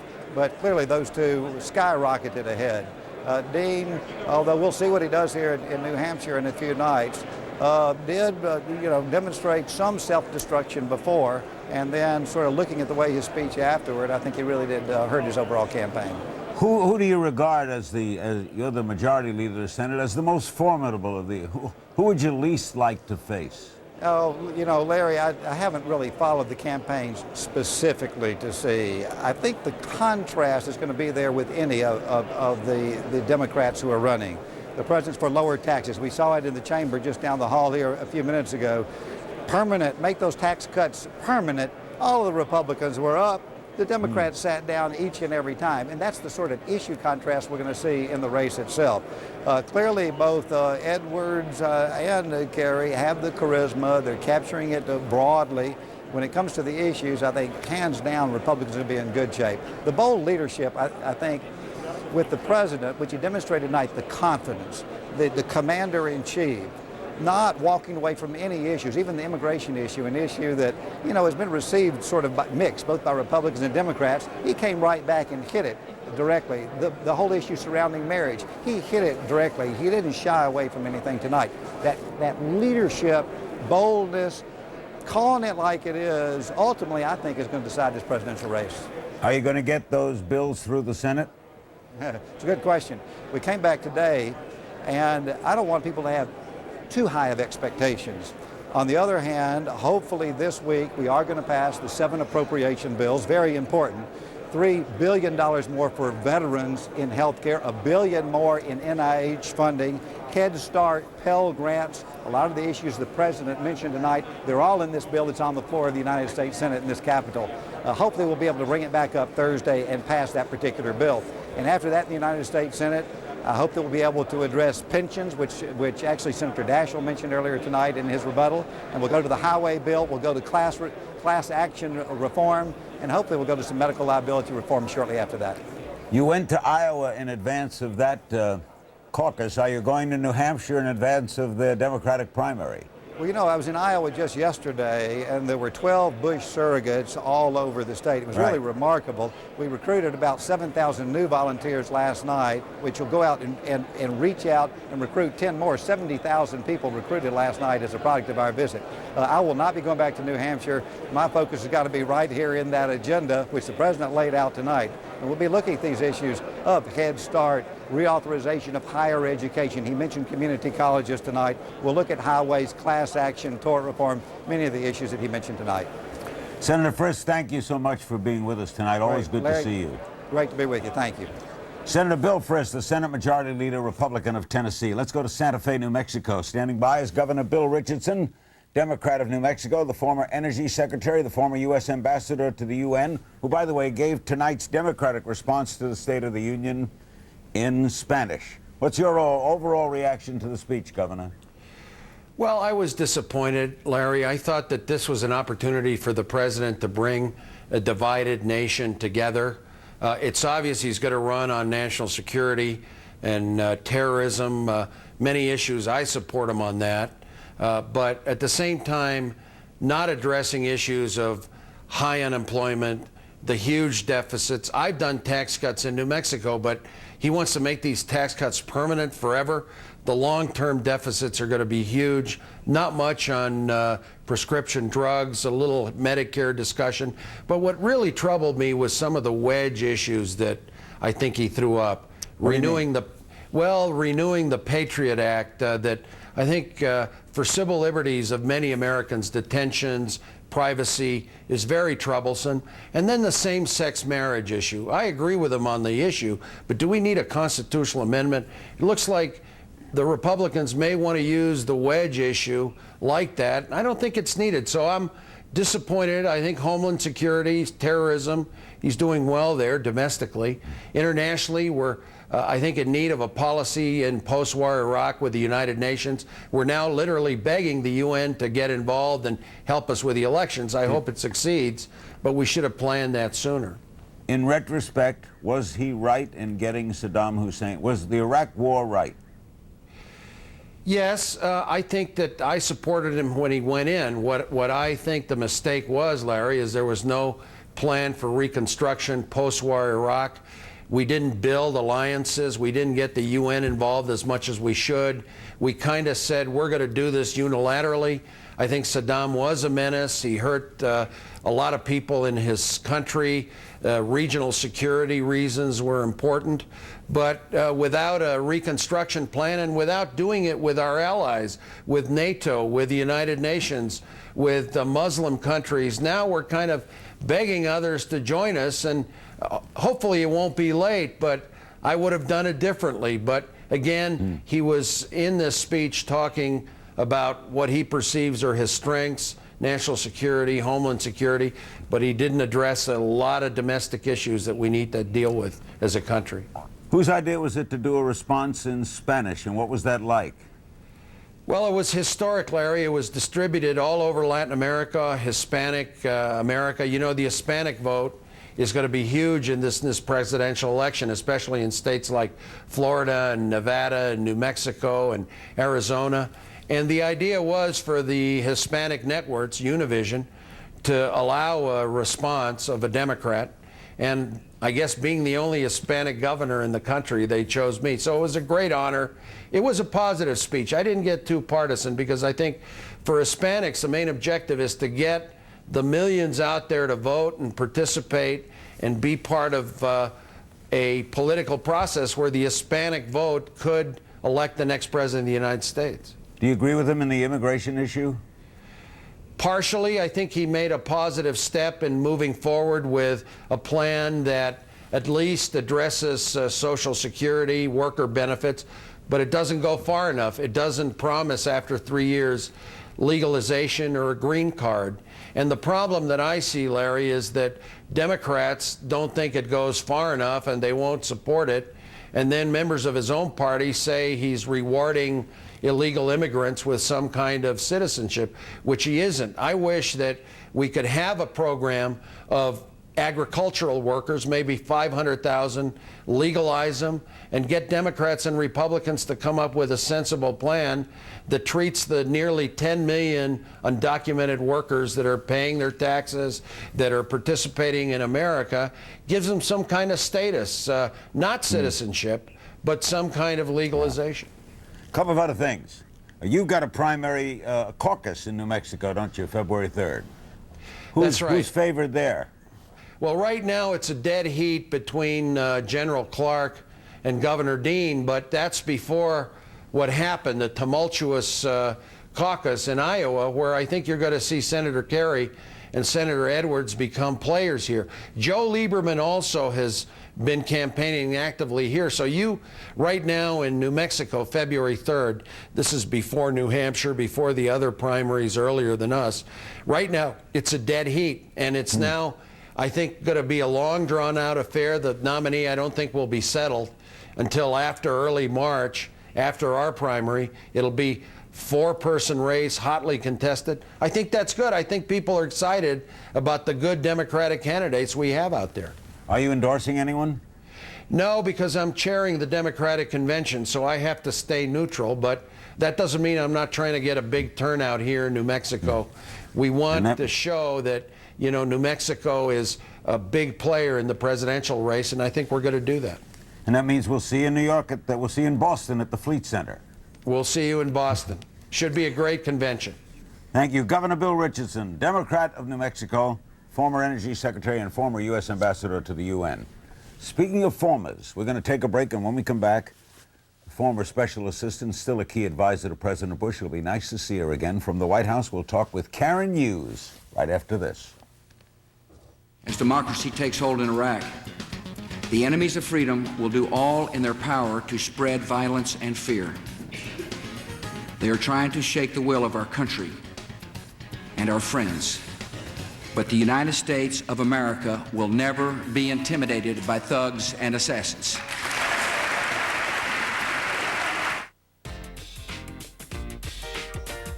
It's my other office. It's your thing. Do what you want to do. I voted. I can't tell you who to sock it to. I'm going to see my boyfriend. Every day, public transportation helps people do their thing. Pet store. And when people thrive, communities thrive. Public transportation, wherever life takes you.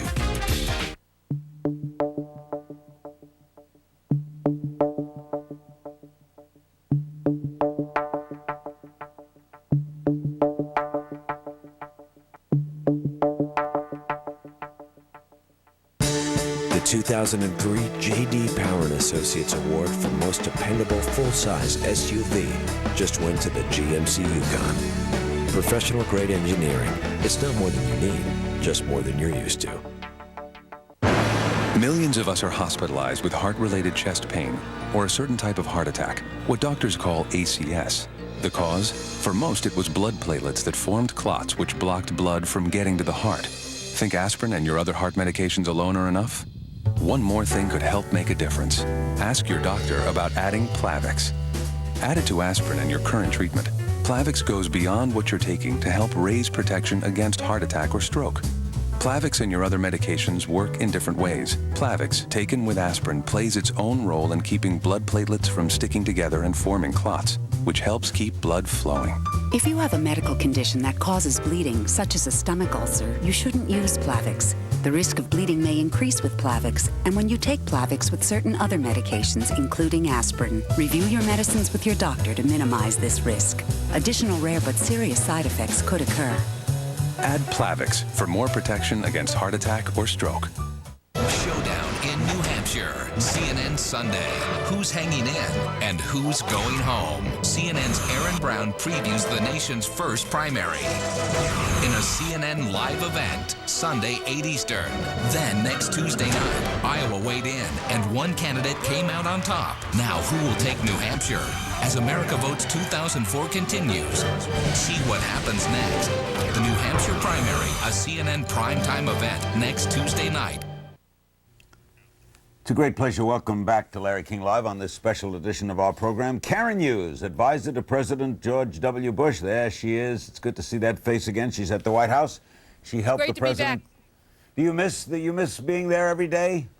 Larry, I miss my colleagues. I miss spending time with the president. He's a wonderful person. He's a lot of fun. He's a great leader. And so I miss seeing him every day and seeing Mrs. Bush and you know, our wonderful staff here, Andy Card and Condi Rice and Karl Rove. And we had a very collegial spirit here in this White House. So I miss that. But I feel very fortunate that I'm back and forth every couple of weeks. And I was so proud of the president tonight as I sat in that hall for the wonderful celebration of American democracy. And he was so strong and so steady and yet so compassionate and so concerned about, you know, children in our country and making sure that every child is educated and no child is left behind. Did you help him prepare for this? I know you were at Camp David over the weekend, right? Did you help him prepare? Well, I did a little bit of work, Larry, but please don't overestimate my contribution. Our great speechwriting team, led by Mike Gerson and John McConnell and Matt Scully, were really the principal architects of the speech. I have been involved, as other key advisors have. We had our first meeting back in October where we talked about the themes of the speech, and then Mike and the speechwriting team got the president a draft long before Christmas, the week before Christmas, and then we've been working on it back and forth ever since. So these are always a work in progress, but I felt that the president was just really strong and you know, reflected the mood of the country tonight, I think. I think, you know, this was a chance to really look back and think of all we've been through. It's been a remarkable 3 years in our history, and we've emerged from the terror attacks and the recession that President Bush inherited and the you know, the war in Iraq, and we're still at war across the world. Our servicemen are still deployed across the world, but our country is safer and stronger, and our economy is growing, and I just think it was a wonderful moment for the country tonight. When you're an advisor to a president, you're sitting there next to the First Lady. Are you nervous, expectant? What goes through you when he comes to the rostrum? Well, you know, I was there tonight, and it's always, you almost get chills. It's always a wonderful moment. As I said, it's a great celebration of American democracy. You see our cabinet and representatives of the Supreme Court and the congressional leaders and the vice president, and you look around the room, it's so many familiar faces. And so it's really a wonderful night to be an American. And I have to confess, I had tears in my eyes a few times tonight because, again, I am so proud of the president. I mean, this is a man I've known for 10 years. I've worked for him since he was George, and it seems like a long time ago that any of us called him that, but I'm so proud of the strong and steady leadership that he's brought to our country. But you weren't nervous for him or anything? No, I'm not nervous. I think that he knew what he wanted to say. He's a man of strong conviction. He wanted to talk about the challenges that are still facing our country and the important domestic agenda that we still have. He talked about the war against terror and the progress that we're making. He talked about the need to extend health care and reduce costs, to enact our education reforms. And I think he was very compassionate tonight. He talked about this being the country of a second chance, a place where we wanted to bring immigrants out from the shadows of American life, where we wanted to give prisoners the opportunity to rehabilitate. So, you know, as a mom, I have to say I also really appreciated his leadership on helping teach our kids to make the right choices, because it really takes all of us. And it's wonderful to know that government is going to be a partner with parents in helping our children to make right choices about these critical issues that could threaten their whole lives. A couple of other things, Karen. I know it's cold there. It's not too bad, actually. The wind stopped blowing finally. Your hair looks great, by the way. You're a political pro. What did you make of Iowa last night? Well, you know, it's kind of topsy-turvy. I think that the Democrats seem to be having a little trouble deciding which candidate they want to go with, and I can kind of understand why. I think one of the most critical issues this year is our national security. I know every mom in America like me that's what we're concerned about, the national security of our children, and the Democratic candidates have sort of been all over the map on that vital issue. Now, a couple of things seem to be clear to me. All of them want to raise our taxes. All of them have expressed concerns about the Patriot Act, which is so vital a tool in fighting the war against terror. All of them oppose, apparently, parts of at least the Medicare prescription drug plan. But the one thing that I, as an American in my home in Austin, Texas, seem to be hearing from them is that they really, really don't like George Bush. And, you know, that is just not a very optimistic view for the future of our country. And I think Americans are going to look at this election once the Democrats pick their nominee, and it's going to be a close race. This is a divided country, but I think in the end that Americans will decide that they want to go with the strong and steady and experienced leadership of President Bush. And finally, Karen, what part will you play in the race? Well, I promised the president I'm friend now. I'm no longer here in an official capacity, but I believe in him very strongly. I believe it's important for my own son and for all the children of America that he be reelected. And so I promised him when I left the White House that I would travel with him if he wanted me to, coming down the stretch of this campaign. So I'm planning on being here more and more this year. I hope you'll see a little bit more of me, and then I'll travel with him from the National Convention through Election Day next fall. So we hope so too, and we'll see you in New York then. That's right, Larry. We'll see you in New York. And thank you so much for letting me come on. It's great to see you again. Thank you. Great seeing you. Karen Hughes, the advisor to President Bush, an old friend. We're going to take a break, and when we come back, we've got an outstanding panel for you to get into all the issues that occurred tonight on the pro and con side from the Republicans and the Democrats. Don't go away. Had we failed to act, Security Council resolutions on Iraq would have been revealed as empty threats, weakening the United Nations and encouraging defiance by dictators around the world. Iraq's torture chambers would still be filled with victims, terrified and innocent. The killing fields of Iraq, where hundreds of thousands of men and women and children vanished into the sands, would still be known only to the killers. For all who love freedom and peace, the world without Saddam Hussein's regime is a better and safer place. Oh no! Save big money on lender closing costs with a $395 DITEC 1 fee. No points to pay and no broker fee. How can they do that? Call 1-800-DITEC-1 or log on to ditec.com. CNN Tomorrow, Toby Keith, the controversial country superstar, opens up and takes your calls. Toby Keith for the hour, only on Larry King Live. CNN Tomorrow. Slams, jams, CN8's got game. Your game. College basketball on CN8. We're taking you above the rim and beyond. Don't miss the Temple Owls take on the Penn Quakers tonight, 8 Eastern on CN8. What does it take to keep up with the mind of an 8-year-old? Just some ingenuity from the cable industry in schools all across America. At Cable in the Classroom, we provide tools for parents and teachers. Thought-provoking, satisfying, and child-stimulating tools to help kids learn in ways that are fresher, faster, and more relevant to the speed of 21st century childhood than anything that has ever come before. Get up to speed. Visit Cable in the Classroom at ciconline.org. What can you expect at Lentz Buick Pontiac GMC in Mansfield? Expect the best service, with service hours open late every night and all day Saturday.